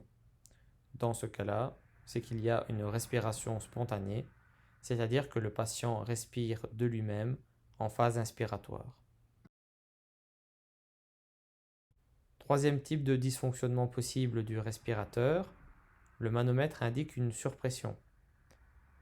Pour les causes explicatives, une respiration spontanée, c'est-à-dire que le patient respire de lui-même, mais cette fois-ci en phase expiratoire. Autre cause explicative, tubulure coudée ou écrasée, par exemple le patient qui mord sur son tube, ou la tubulure qui est écrasée sous le patient ou coincée dans la ridelle du brancard. Autre cause explicative, obstruction du tube endotrachéal par des vomissements ou par des expectorations du patient. Pour rappel, le calcul d'autonomie d'une bouteille, lorsque le patient est sous respirateur, nécessite une adaptation de la formule. On ajoute 1 litre par minute, c'est-à-dire on fait volume fois la pression résiduelle de la bouteille, que l'on divise par le débit en litres minute, plus 1 litre par minute, qui est la consommation du respirateur. On n'oublie pas, comme d'habitude, d'enlever les 10% de marge de sécurité dues aux pertes éventuelles.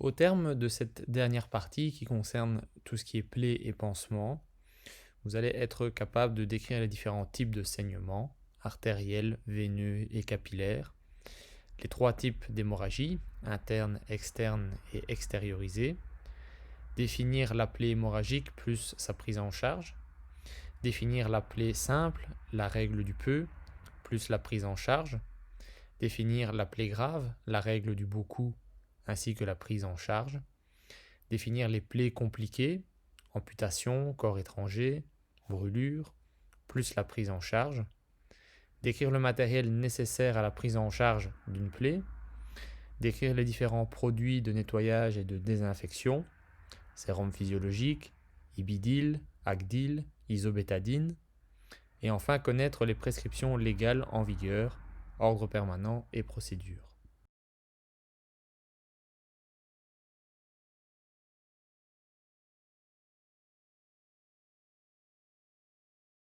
Au niveau des savoir-faire, on aura l'occasion de faire un rappel concernant tout ce qui est mettre en œuvre les gestes à poser pour assurer la protection personnelle et la protection du patient.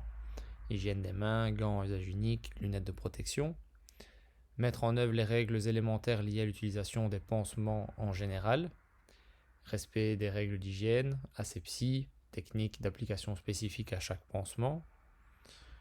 Pouvoir prendre en charge une plaie avec un corps étranger, prendre en charge également une section partielle voire complète d'un membre, mettre en œuvre les règles élémentaires liées à l'utilisation des pansements et bandages en cas de plaie hémorragique, surveillance locale et générale du patient.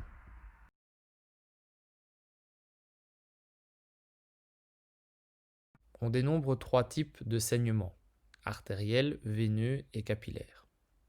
Pour le saignement artériel, il s'agit d'une perte de sang rouge vif qui gicle par saccades. Ce jet sera d'autant plus fort que la tension artérielle du patient sera élevée et s'objectivera à chaque battement de cœur. On retrouve aussi le saignement veineux.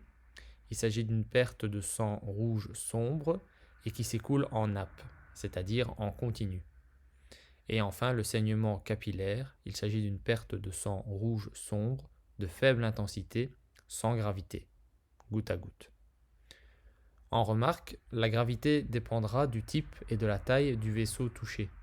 En effet, à diamètre égal, un saignement artériel est plus grave qu'un saignement veineux. Par contre, la section d'une grosse veine en regard d'une petite artère est plus grave. Exemple, la section de la veine cave inférieure par rapport à la section de l'artère du petit orteil. En ce qui concerne les 3 types d'hémorragie, on retrouve donc l'hémorragie interne, externe et extériorisée. Alors tout d'abord l'hémorragie interne. Il s'agit d'une perte de sang à l'intérieur du corps et non visible à l'extérieur. Elle est fréquente lors d'un traumatisme important, rarement spontanée, sauf en cas de néo ou de dissection artérielle. Les signes possibles d'état de choc, patient pâle, marbré, hypotendu, tachycarde, polypnéique et ventre de bois à la palpation, gonflé et dur. C'est important d'y penser si on a des indices de haute vélocité en cas d'accident. Il faut rechercher la trace du coup. On retrouve dans un deuxième temps les hémorragies externes. Il s'agit d'une perte de sang abondante, visible cette fois-ci à l'extérieur du corps, à condition de ne pas être masqué par un vêtement, une chaussure, d'où l'importance de l'examen tête-pied. Donc important de contrôler l'hémorragie par compression directe. Attention aux contre-indications, corps étranger, eau, et par compression indirecte. Recherchez les signes d'état de choc, patient pâle, marbré, hypotendu, tachycarde, polypnéique. Et enfin, on retrouve l'hémorragie extériorisée. Il s'agit d'une perte de sang à l'intérieur du corps qui sort par un orifice naturel. Oreille, nez, bouche, partie urogénitale et anale. Pour ce type d'hémorragie, ne pas empêcher le sang de s'écouler et rechercher les signes de choc. Patient pâle, marbré, hypotendu, tachycarde, polypnéique. Concernant le rappel sur les plaies simples sont donc régies par la règle du peu, c'est-à-dire qu'elles sont peu étendues, c'est-à-dire qu'elles ne dépassent pas la largeur de la paume de la main de la victime, peu profondes, superficielles, on ne voit ni la graisse, ni le muscle, ni un os, et encore moins les viscères, pas de localisation particulière, pas au niveau de la face ni des extrémités, mains, pieds, partie urogénitale et anale, ni au niveau d'une articulation. Encore saigne peu ou pas, en d'autres termes pas hémorragique. Et enfin, pas souillé, donc propre à l'œil. Cette photo présentée ici représente une éraflure, plaie simple par excellence.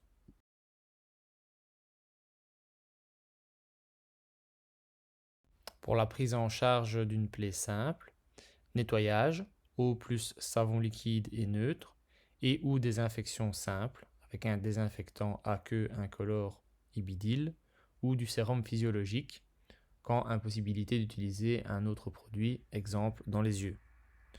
Toujours couvrir les 24 premières heures ou jusqu'à formation d'une croûte. Attention aux allergies par rapport au choix du produit et du pansement qui vont être utilisés. Attention si vous utilisez encore des gants en latex. Nota bene, la prise en charge des plaies de tout type sont repris dans l'ordre permanent 26 et les procédures 43, 44, 45 et 51.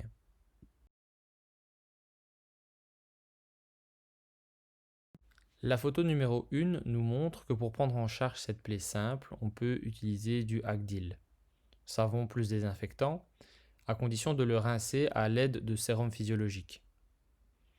La photo numéro 2 nous montre que pour prendre en charge cette même plaie, on peut utiliser de l'Ibidil, désinfectant à base d'eau et incolore. Il ne contient pas de savon, donc il ne doit pas être rincé. La photo numéro 3, quant à elle, nous montre bien que sur ce type de plaie simple, on ne peut pas utiliser d'alcool, car il y a un risque d'aggravation de la lésion par brûlure chimique avec destruction des cellules sous-jacentes. Aussi, l'alcool va provoquer une douleur importante chez le patient. L'alcool s'utilise uniquement sur une peau saine et propre, par exemple lors d'une injection, lors de la mise en place d'une perfusion ou autre acte invasif ou en préopératoire.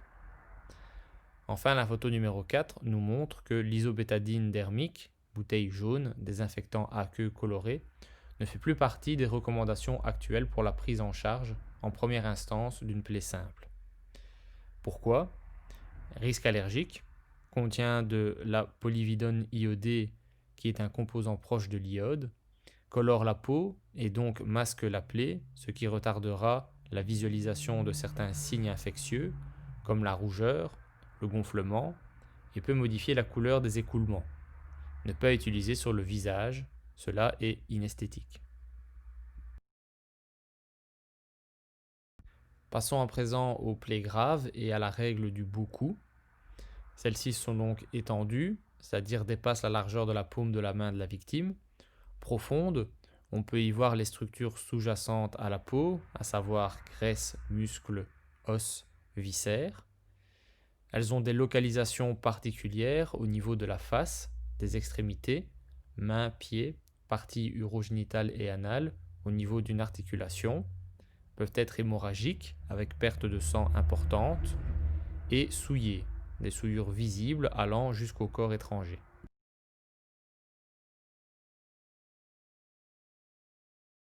Concernant la prise en charge d'une plaie grave, adaptation selon la situation, sécurité, équipement de protection individuel, gants, lunettes, matériel spécifique, compresses, bandages, etc. Compression si saignement abondant, les différentes compressions seront développées par la suite du cours. Immobilisation avec le matériel spécifique, attelle, ceinture de bassin.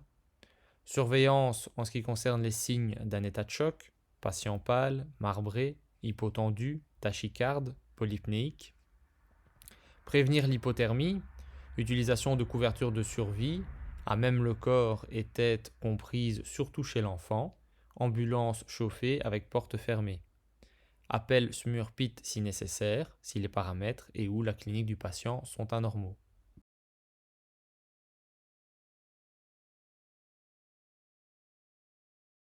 On abordera ici en particulier 3 types de plaies compliquées. Pour commencer, la section de membres, plus communément appelée l'amputation. Ensuite, la prise en charge d'une plaie avec un corps étranger. Et on terminera en parlant des brûlures. Pour rappel, au niveau de la prise en charge de la section de membres, tout d'abord la sécurité. Avant toute chose, installer confortablement la personne, au minimum en position assise, et ne pas oublier ses EPI. Il faudra panser le moignon, c'est-à-dire faire un pansement compressif, si hémorragie, ou un pansement de protection, si peu de saignement au niveau du membre qui a été amputé. On placera ensuite le morceau sectionné dans un sac propre et intègre, et on placera le tout dans un second sac, cette fois-ci avec de l'eau et des glaçons. Idéalement 50-50. La glace fondant à 0 degré et l'eau froide du robinet sortant aux alentours des 10 degrés, nous arrivons à une température moyenne proche de 5 degrés, ce qui correspond à une température frigo, idéale pour la conservation de la section du membre. Si nécessaire, on appellera le SMUR ou le PIT, si les paramètres et ou la clinique du patient sont anormaux. Si nécessaire, on utilisera le kit amputation.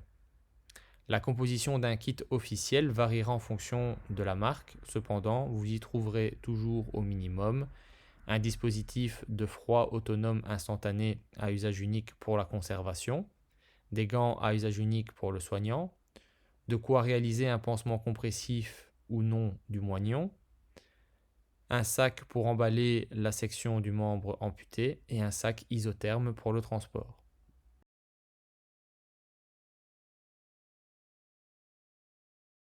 Pour le rappel concernant les plaies avec corps étranger, au niveau de la prise en charge, stabiliser et protéger le corps étranger à l'aide de boucles en sparadrap, de rouleaux de bandage ou tout simplement en immobilisant le membre ou en demandant à la personne de ne pas bouger. Surtout, ne jamais le bouger.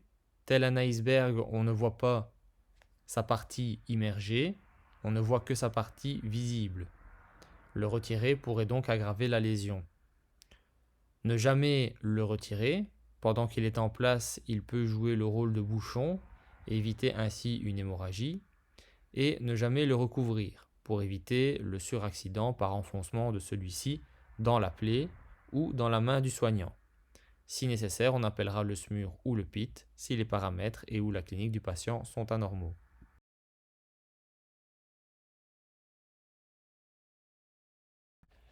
Un rappel à présent concernant la prise en charge des brûlures. Il s'agit évidemment du cooling nécessaire pour refroidir les tissus brûlés, avec la fameuse règle des 3x15. 15 minutes afin de refroidir en profondeur les tissus. Exemple, lorsque j'ai très soif, je mets la canette de coca qui traînait dans ma voiture dans le congélateur. 5 minutes après la soif étant, je vais la rechercher. Alors oui, au toucher, elle est refroidie, mais lorsque je goûte, le coca est toujours chaud. C'est pour cette même raison qu'il faut rester au minimum 15 minutes sous l'eau absolument. Ensuite 15 cm, c'est la distance minimale à respecter afin d'éviter la lacération de la peau lésée et pour éviter tout contact avec le robinet ou autre sortie d'eau, car au vu des germes résidents, lors d'un contact, je risque de contaminer la brûlure et engendrer un phénomène infectieux. Et enfin 15 degrés Celsius pour refroidir la brûlure tout en évitant un maximum l'hypothermie du patient et les risques encourus par cette dernière, à savoir entre autres les troubles du rythme cardiaque. Si possible, on enlèvera bagues, montres et bracelets au niveau de la zone brûlée et en périphérie car très rapidement risque d'apparition d'un œdème réactionnel. Ne pas oublier de regarder au niveau des orteils si le membre inférieur est atteint, la présence ou non d'une bague. Enlever et ou découper les vêtements pour visualiser au mieux la zone brûlée et éviter l'aggravation si le textile est synthétique et qu'il continuerait à fondre. Et si nécessaire, on appellera le SMUR ou le PIT si les paramètres et ou la clinique du patient sont anormaux.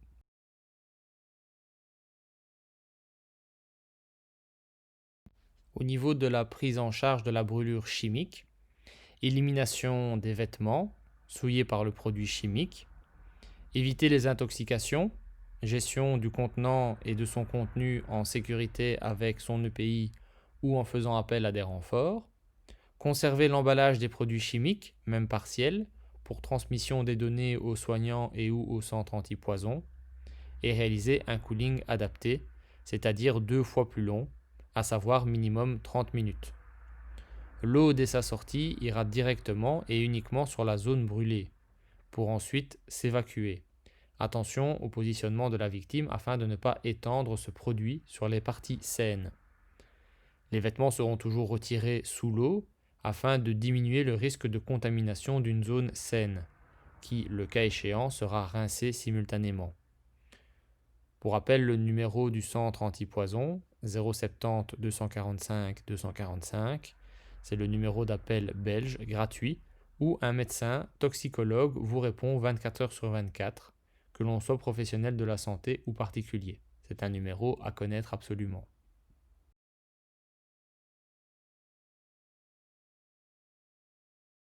En cas de brûlure électrique, au niveau de la prise en charge, évidemment, dans un premier temps, couper le courant avant d'approcher, idéalement à la source. Pour rappel, le bouton d'arrêt d'urgence stoppe le mouvement de la machine, mais ne retire pas sa charge électrique.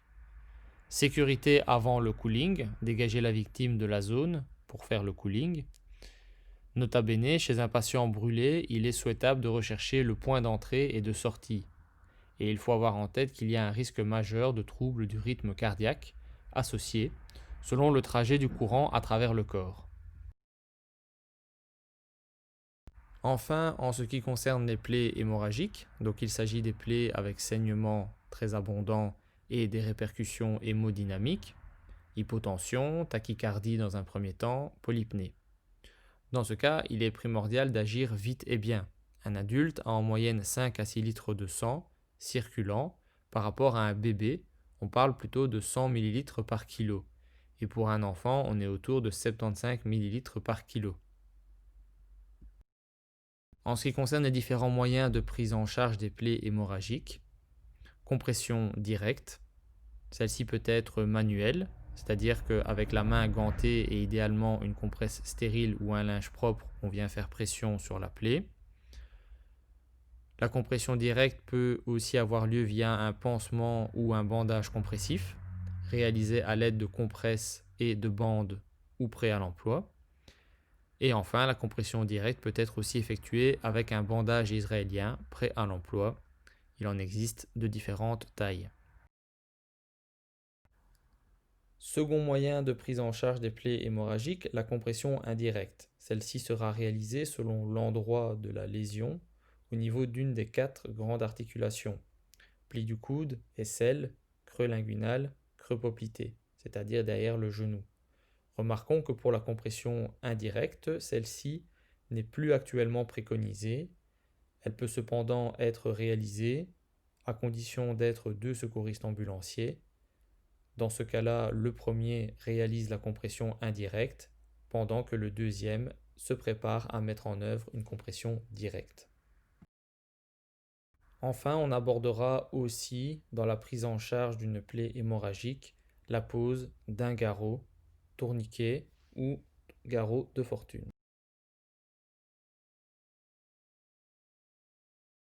Voici à gauche l'illustration de la compression manuelle, réalisée en sécurité pour le soignant, avec une main gantée, et pour la victime, qui est allongée.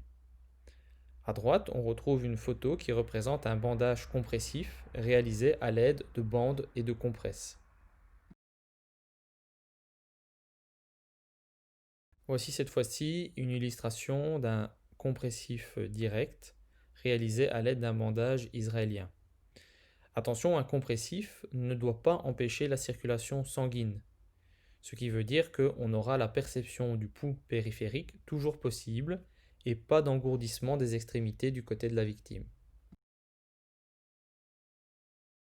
Les quatre grands points de compression indirecte sont le sous-axillaire, c'est-à-dire l'aisselle, le dessous de bras, le creux poplité, c'est-à-dire derrière le genou, le fémoral, c'est-à-dire le pli de l'aine, le creux inguinal, et l'huméral, c'est-à-dire le pli du coude.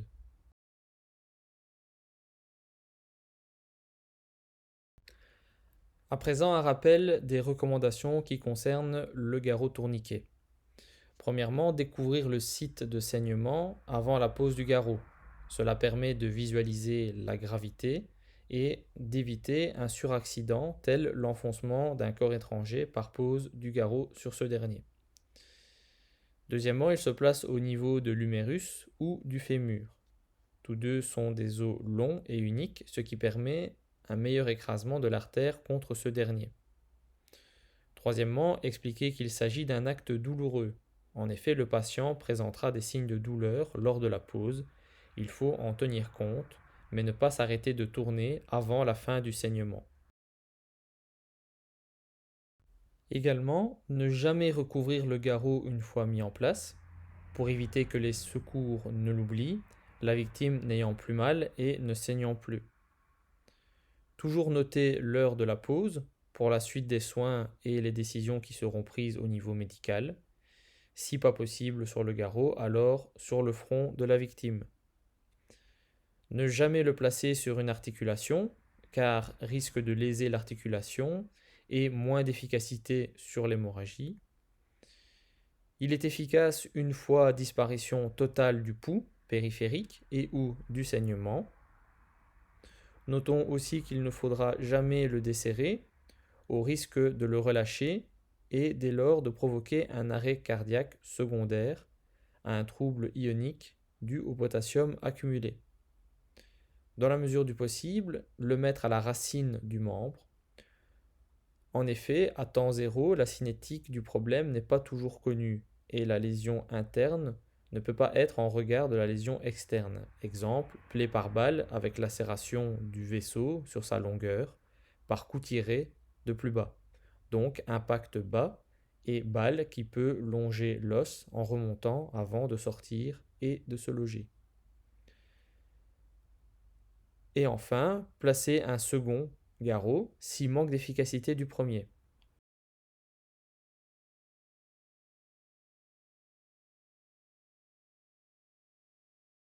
Par manque de matériel, on peut être amené à improviser un garrot tourniquet.